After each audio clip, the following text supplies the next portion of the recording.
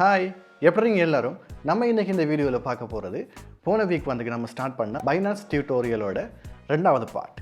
போன வீடியோவில் நான் சொல்லியிருந்தேன் எப்படி பைனான்ஸ் அக்கௌண்ட் வெப்சைட்டில் ஓப்பன் பண்ணுறது, எப்படி பைனான்ஸ் அக்கௌண்ட் மொபைல் ஆப்பை யூஸ் பண்ணி ஓப்பன் பண்ணுறது அப்படின்னு சொல்லி. இப்போது இந்த வீடியோவில் அப்படி நம்ம க்ரியேட் பண்ண பைனான்ஸ் ஆப்லேயோ வெப்சைட்லேயோ க்ரியேட் பண்ண அந்த அக்கௌண்ட்டை எப்படி வெரிஃபை பண்ணுறது. நீங்கள் கட்டாயமாக வெரிஃபை பண்ணால் தான் பைனான்ஸில் நிறைய வேலைகள் செய்ய இயலும். ஆக்சுவலாக எந்த ஒரு வேலையுமே நீங்கள் பார்க்க முடியாது, நீங்கள் எதுக்குமே பைனான்ஸை யூஸ் பண்ண இயலாது உங்களோட அக்கௌண்ட் வெரிஃபை ஆகலை அப்படின்னு சொன்னாங்க. சிலருக்கு வந்துக்கிட்டு பைனான்ஸில் வெரிஃபை ஆகிறதுக்கு 2 நாள் போகும், 3 நாள் போகும்.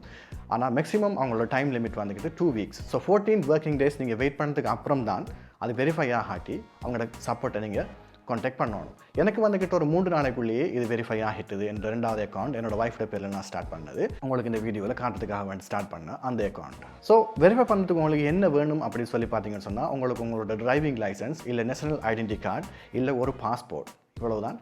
ஃபர்ஸ்ட்டுக்கு நீங்கள் இன்டர்மீடியட் லெவலுக்கு உங்களை வெரிஃபை பண்ணுறதுக்கு தேவை. இவ்வளவும் தேவை கிடையாது, இதில் ஏதாவது ஒன்று இருந்தாலே போதும். நான் இந்த வீடியோவில் உங்களுக்கு காட்ட போகிறது பாஸ்போர்ட்டை வச்சு எப்படி வெரிஃபை பண்ணணும் அப்படின்னு சொல்கிறது. நீங்கள் குறைஞ்சது பாஸ்போர்ட்டை வச்சு வெரிஃபை பண்ணி உங்களோட இன்டர்மீடியட் லெவலில் தாண்டினா தான் நீங்கள் ஒரு பொட்டுக்காகவாது உங்களோட ஏபிஐயை, உங்களோட பைனான்ஸ் ஏபிஐயை ஷேர் பண்ணக்கூடிய மாதிரி இருக்கும். அதே மாதிரி ஸ்பாட்லேயோ எங்கேயோ இங்கே கோயின் வாங்கலாம், விற்கலாம் அப்படின்னு சொன்னாக்க, இல்லை நார்மல் ட்ரேட் வந்து ப்ளேஸ் பண்ணலாம் அப்படின்னு சொன்னாக்க உங்களோட அக்கௌண்ட் வந்து இன்டர்மீடியட் லெவலுக்கு பைனான்ஸில் வெரிஃபை ஆகி இருக்கணும். ஸோ இப்போ நான் காட்ட போகிற எல்லா ஸ்டெப்புமே மொபைலில் செஞ்சது தான். ஆனாலும் இதே ஸ்டெப்ஸ் தான் நீங்கள் வந்துக்கிட்டு டெஸ்க்டாப்லேயும் செய்ய வேண்டி இருக்கும். ஸோ அதனால நான் டெஸ்க்டாப்புக்கோ இல்லை லேப்டாப்புக்கோ இல்லை வெப்சைட்டுக்குன்னு சொல்லி வேறையா செய்யலை. ஏன்னு சொன்னால் ஸ்டெப் எல்லாமே ஒரே மாதிரியானது தான். அப்புறம் அந்த மெனுவெல்லாம் கூட மொபைல் ஆப்லேயும் வெப்சைட்லேயும் இந்த வெரிஃபை பண்ணுறதுக்காக வேண்டி வர எல்லா மெனுவுமே கிட்டத்தட்ட ஒரே மாதிரி ஒரே இடத்துல தான் இருக்கும், ஒரே பொசிஷனில் தான் இருக்கும். ஸோ அதுக்கும் இதுக்கும்னு சொல்லி எந்த வித்தியாசமும் கிடையாது. ஸோ நீங்கள் இந்த மொபைல் ஆப்பில் எப்படி வெரிஃபை பண்ணுறது அப்படின்னு சொல்லி பார்த்தாலே நீங்கள் வெப்சைட்டில் எப்படி வெரிஃபை பண்ணுறது அப்படின்னு சொல்லி பார்த்துக்கலாம். அதே மாதிரி கடைசி வீடியோவில் சொல்லியிருந்தேன் டபுள் டாலர் பற்றி. டபுள் டாலர்ன்ற அதோட ஃபாஸ்ட் ஃபண்ட் அப்படிங்கிற அந்த ரிங் சர்க்கிள் ரொம்ப ஈஸியானது. உங்களுக்கு 2 பேர் சேர்ந்தாலே நீங்கள் போட்ட காசும் வந்து அதுக்கு அங்கால ப்ராஃபிட்டும் வரக்கூடிய அளவுக்கு ஒரு ப்ராஃபிட்டபிளான ஒரு networking system.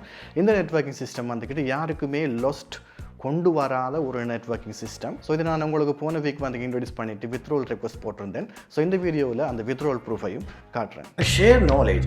I'm fun. I'm a software engineer. I am a digital nomad. I love food. I'm adventurous. I'm an internet geek. I travel every weekend. And I am Rifas.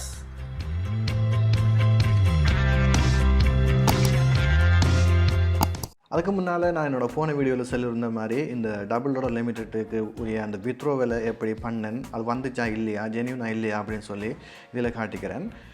Double டாலரில் நீங்கள் சேர்றப்போ உங்களுக்கு இருக்கிற 2 plan இருக்குது. ஒன்று வந்து daily profit கொடுக்குறது, இன்னொன்று வந்து சர்க்கிள் கம்ப்ளீட் பண்ணுறது. இந்த சர்க்கிள் கம்ப்ளீட் பண்ணுறதுல சேர்ந்தீங்க அப்படின்னு சொன்னாக்க இதில் யாருக்குமே நட்டம் கிடையாது, இந்த கம்பெனிக்கும் நட்டம் கிடையாது, சேர்ற நம்மளுக்கும் இதில் நட்டம் கிடையாது.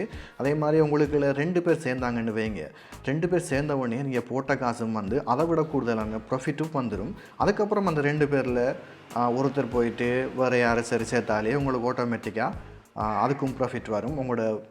உங்களோட அடுத்தடுத்த ரிங்குகள், அடுத்தடுத்த சர்க்கிள்கள் வந்துக்கிட்டு ஆட்டோமேட்டிக்காக கம்ப்ளீட் ஆகி போயிட்டே இருக்கும். இது வந்துக்கிட்டு முழுசாக ஒரு சர்க்கிள் கம்ப்ளீட் ஆகுறதுக்கு நீங்கள் பார்த்துட்டு இருக்கணும், இல்லை ஒரு குறிப்பிட்ட லெவலில் ரீச் பண்ணதுக்கு அப்புறம் தான் ப்ராஃபிட்டை வித்ட்ரோ பண்ணலாம், அப்படியெல்லாம் எதுவும் கிடையாது. யார் உங்களுக்கு இல்லை சேர்றாங்களோ அவங்க உங்களோட சர்க்கிளில் வந்து இருப்பாங்க. ஆட்டோமேட்டிக்காக லைஃப் டைம் வரைக்கும் உங்களுக்கு ஃப்ரீயாக ப்ராஃபிட் வந்துக்கிட்டே இருக்க போகுது. ஆனால் நீங்கள் இன்வெஸ்ட் பண்ணுறது ஒரே ஒரு தரம் தான், அதுவும் ஒரு $10 தான் நீங்கள் பேசிக் பேக்கேஜில் சேர்ந்தாலே போக போகிறது.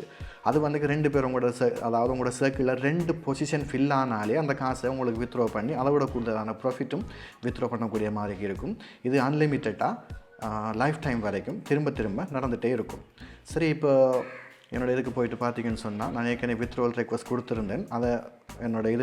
அதை வந்துட்டு என்னோடய முந்தின வீடியோவில் நீங்கள் பார்க்கலாம். இப்போ போயிட்டு நான் உங்களுக்கு அப்ரூவ் ஆனதே காட்டுறேன்னு உங்களுக்கு. இப்போ லாகின் ஆகி பார்த்தோம்னு சொன்னால்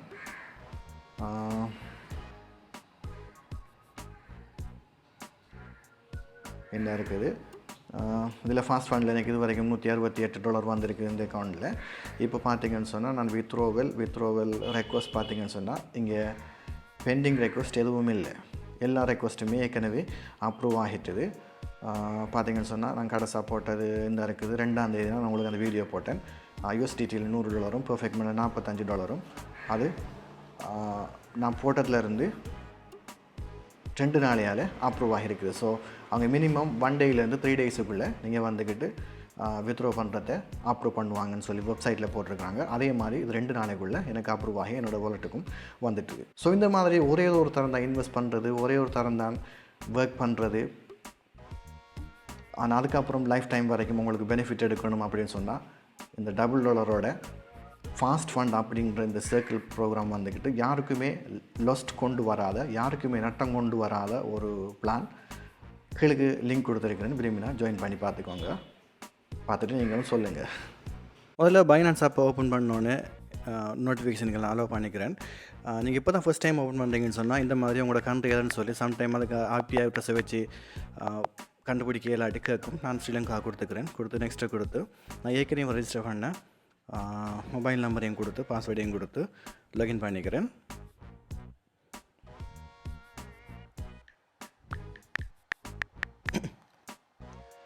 இப்போ அந்த பசில் ஸ்லைடரை உரிய இடத்துக்கு கொண்டு வந்து ட்ராக் பண்ணி வச்சேன்னு சொன்னால்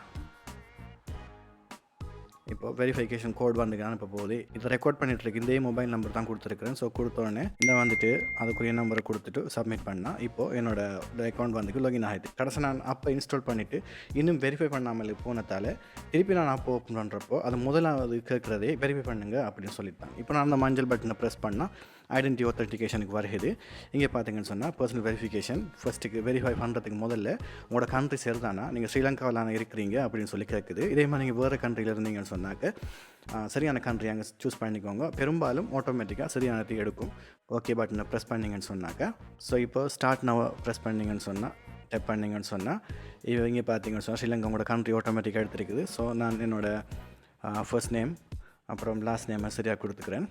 அப்புறம் டேட் ஆஃப் பர்த் நம்ம கட்டாயம் சரியாக கொடுக்கணும். ஸோ அதையும் சூஸ் பண்ணிவிட்டு கண்டினியூ அப்படிங்கிற அந்த எல்லோ பட்டனை கொடுத்தீங்கன்னு சொன்னால்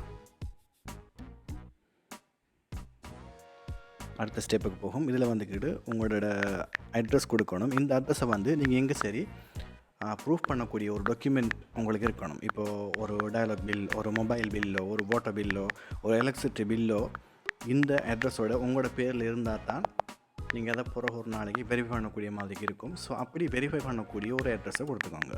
டன்னு டெப் பண்ணிவிட்டு கண்டினியூ கொடுத்தேன்னு சொன்னாக்க அடுத்த இது வருது. இப்போ இங்கே பார்த்தீங்கன்னு சொன்னால் உங்களுக்கு 3 ஆப்ஷன் காட்டுது. கவர்மெண்ட்டால் இஷ்யூ பண்ணப்பட்ட ஏதாவது ஒரு டாக்குமெண்ட் நீங்கள் யூஸ் பண்ணணும். ஸோ முதலாவது உங்களுக்கு காட்டுது ஐடி கார்டு கவர்மெண்ட் இஷ்யூ பண்ணது, பாஸ்போர்ட் அதுவும் கவர்மெண்ட் இஷ்யூ பண்ணது, டிரைவிங் லைசன்ஸ் அதுவும் கவர்மெண்ட் இஷ்யூ பண்ணது. ஸோ இப்போது நான் பாஸ்போர்ட் ஆப்ஷனை கொடுத்துக்கிறேன். ஸோ பாஸ்போர்ட்டை வச்சு தான் வெரிஃபை பண்ண போகிறேன். இப்போ கண்டினியூ கொடுத்தா இங்கே சொல்லுது என்ன மாதிரி பாஸ்போர்ட்டை நீங்கள் ஃபோட்டோ எடுக்கணும் அப்படின்னு சொல்லுது. அதுக்கு இருக்கிற ரூல்ஸ்களையும் காட்டுது. இப்போ அது கவர்மெண்ட் இஷ்யூ பண்ண இருக்கணும், ஒரிஜினல் ஃபுல் சைஸில் இருக்கணும், நீங்கள் ஃபோட்டோஷாப்பில் போட்டு எடிட் பண்ணி க்ராப் பண்ணி அந்த மாதிரிலாம் எடுக்க இயலாது. பின்னால் இப்போ நீங்கள் ஒரு பேக்ரவுண்டில் வச்சு எடுக்கிறீங்க இல்லை ஒரு டேபிளில் வச்சு எடுக்கிறீங்கன்னு சொன்னால் அந்த பேக்ரவுண்ட் கலர் அந்த டேபிள் கலர் ஒரே மாதிரியான இருக்கணும். எப்பவும் சரியாக வாசிக்கக்கூடிய மாதிரி இருக்கணும். அதே மாதிரி உங்களோட ஃபோட்டோவெல்லாம் கிளியராக தெரியணும். அந்த பாஸ்போர்ட்டில் வந்துக்கிட்டு உங்களோட பிளாக் அண்ட் ஒயிட் ஃபோட்டோவோ இல்லை பிளாக் அண்ட் ஒயிட்டில் மட்டுமே மற்ற ஏரியாவும் இருந்துச்சுன்னு சொன்னால் அதை அக்செப்ட் பண்ண மாட்டாங்க. அதே மாதிரி கலர் சேஞ்ச் பண்ண எடிட் பண்ணதுகள் எக்ஸ்பயர்டான பாஸ்போர்ட்டுகளையும் அவங்க அக்செப்ட் பண்ண மாட்டாங்க.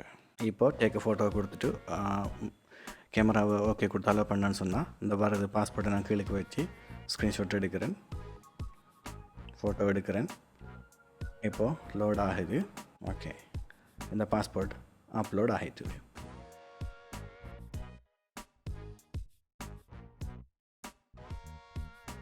இப்போ கண்டினியூ கொடுத்தேன்னு சொன்னால் அடுத்து நம்ம செய்ய வேண்டியது ஒரு செல்ஃபி எடுக்கணும். அந்த பாஸ்போர்ட்டுக்கு ஒரு ஆள் வந்துக்கிட்டு செல்ஃபி ஒன்று எடுக்கணும்.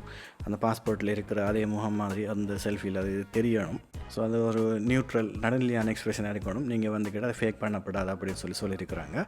ஸோ டேக் செல்ஃபியை கொடுத்தீங்கன்னு சொன்னாக்க செல்ஃபி இந்த வருது. செல்ஃபி எடுத்து போட்டால் ஓகே. இப்போ செல்ஃபியை யூஸ் ஃபோட்டோ கொடுத்தோம்னு சொன்னால் இந்த செல்ஃபி அப்லோட் ஆகிட்டுது. அடுத்தது கண்டினியூ மறுபடியும் கொடுத்தோம்னு சொன்னால் இப்போ பார்த்தீங்கன்னு சொன்னால் ஃபேஸ் ஆத்தென்டிகேஷன் கட்டாயம் கொடுத்தே ஆகணும். இப்போது நான் எல்லா ஃபோன்லையும் இருக்கிறேன்னு சொல்லி நினைக்கிறேன். நான் இப்போ ஐஃபோனை யூஸ் பண்ணுறேன். இதே எப்படின்னு சொன்னால் நீங்கள் ஐஃபோனை அன்லாக் பண்ணுறதுக்கு உங்களோட ஃபேஸை யூஸ் பண்ணலாம், ஃபேஸ் ரெகக்னைசன் யூஸ் பண்ணலாம். அது மாதிரி இதுக்கும் அந்த ஃபேஸ் ரெகக்னைசனை கொடுக்க வேணும். ஸோ ஸ்டார்ட் வெரிஃபிகேஷன் அப்படின்னு சொல்லி கொடுத்துட்டு ஃபேஸ் டைம் சொல்லுது 2 கேமரா தள்ளி போகிறீங்க. 请向左或向右滑。 சரியான இடத்துல வைக்கட்டுமா அப்படின்னு சொல்லிட்டு சொல்லுது. இப்போ வந்து கடும் ஸ்பீடாக நீங்கள் அசைஞ்சிட்டீங்க, சரி வராது, திருப்பி எடுங்கன்னு சொல்லுது. 请张嘴。 ஸோ இப்போ வந்துக்கிட்டு வாயை திறக்க சொல்லுது. அதில் சொல்கிறத நீங்கள் கீழுக்கு வாசித்து அது சொல்கிற மாதிரி செய்யணும். இப்போ நம்ம வாயை ஒரு தரம் திறந்துட்டு கொடுத்தோடனே அக்செப்ட் ஆகிட்டுது. தலையை நோட் பண்ணோன்னு சொல்லிச்சுது ஏற்கனவே. ஸோ அதுவும் சரியாக செஞ்சுட்டேன். இப்போ வெரிஃபிகேஷன் சக்ஸஸ்ஃபுல்னு சொல்லுது. இந்த வெரிஃபிகேஷன் சக்ஸஸ்ஃபுல் அப்படின்னு சொல்கிற இந்த மெசேஜ் வந்துக்கிட்டு நீங்கள் கொடுத்த டாக்குமெண்டேஷன்கள் எல்லாம் சக்ஸஸ்ஃபுல்லாக அப்லோட் ஆகிட்டுன்ற அர்த்தமே தவிர உங்களோட வெரிஃபிகேஷன் வந்துக்கிட்டு அப்ரூவ் ஆகிட்டுன்னு சொல்லி கிடையாது. ஸோ உங்களோட வெரிஃபிகேஷன் இன்னும் அப்ரூவ் ஆகலை, ஆனால் வெரிஃபிகேஷனுக்கு டாக்குமெண்ட் சக்ஸஸ்ஃபுல்லாக அப்லோட் ஆகிட்டு அப்படின்னு சொல்லி அர்த்தம். இப்போ க்ளோஸை ப்ரெஸ் பண்ணிங்கன்னு சொல்லலாம். அந்த க்ளோஸ்ன்னு இருக்கிற அந்த மஞ்சள் பட்டனை ப்ரெஸ் பண்ணிங்கன்னு சொன்னால் இங்கே உங்களுக்கு காட்டும் பர்சனல் வெரிஃபிகேஷன் வெரிஃபைடு. இப்போ நீங்கள் மறுபடி உங்களோட ஹோம் பேஜுக்கு வந்துட்டு கிளிக் பண்ணிங்கன்னு சொன்னால் வார இதை கொடுத்தீங்கன்னு சொன்னால் இங்கே பார்த்தீங்கன்னு சொன்னால் ரிவ்யூவில் இருக்குது அப்படின்னு சொல்லுது. அதுக்கப்புறம் பைனான்ஸ் வந்துக்கிட்டு உங்களோட அப்ளிகேஷனை டாக்குமெண்டேஷன் எல்லாம் அக்செப்ட் பண்ணிச்சோன்னு சொன்னால் மேலுக்கு அதே பக்கம் வலது பக்கத்தில் க்ரீன் கலரில் வெரிஃபைடுன்னு சொல்லி செக் மார்க்கோட உங்களுக்கு காட்டும். அதுக்கப்புறம் உங்கள் அக்கௌண்ட் வந்து வெரிஃபை ஆனது நீங்கள் விரும்பின மாதிரி யூஸ் பண்ணலாம். இன்றைக்கி அவ்வளவுதான். அடுத்த வீடியோ சந்திக்கலாம். அது வரைக்கும் பாய்.